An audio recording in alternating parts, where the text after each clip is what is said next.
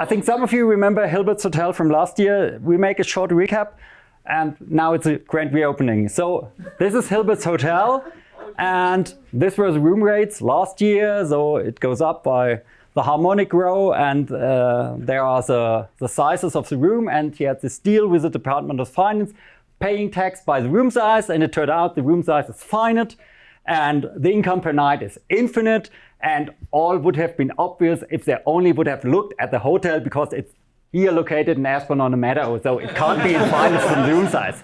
So the Department of Finance revoked the tax deal, and the new deal was for every night, just 1% of the revenue has to be transferred to the Department of Finance. They did some business math. 1% of an infinite is an infinite, and every evening, Hilbert's account was simply empty and transferred to the Department of Finance, and at the end, sorry, we're closed.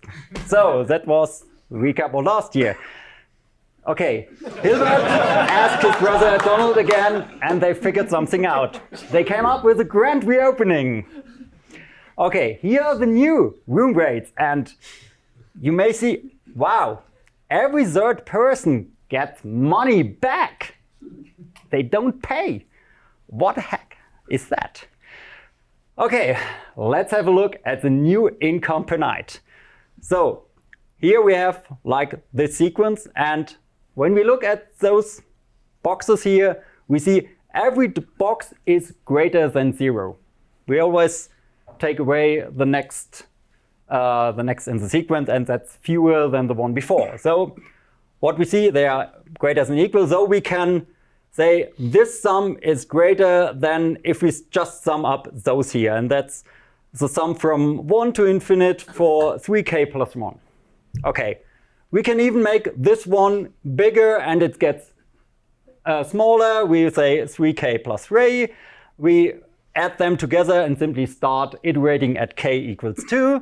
And we can take out the 1/3 to the front. That's everything okay. And if we look that up, we can make the assumption that this one is greater than the integral starting from 2 to infinite. And if we look that up, that's the logarithm of infinite minus logarithm of 2 divided by 3. And that's obviously infinite. Great. Still infinite income per night. Okay, let's look at the taxes paid per night.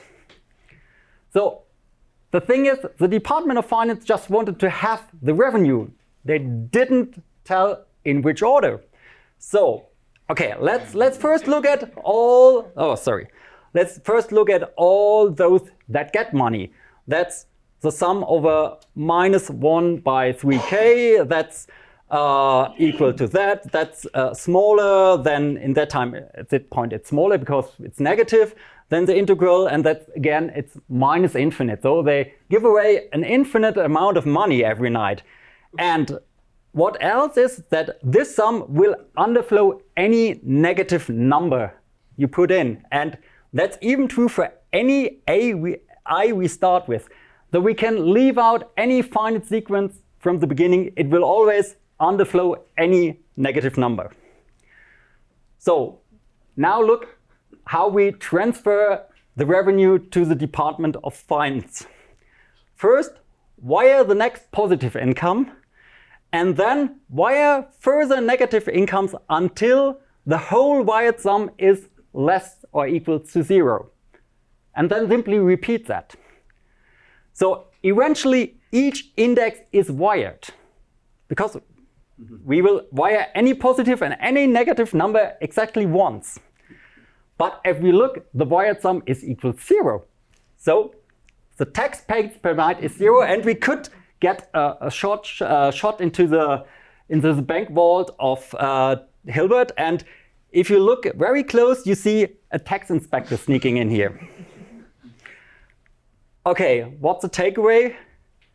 Don't trust the sum where the sum converges, but the absolute sum of the absolute parts does not converge.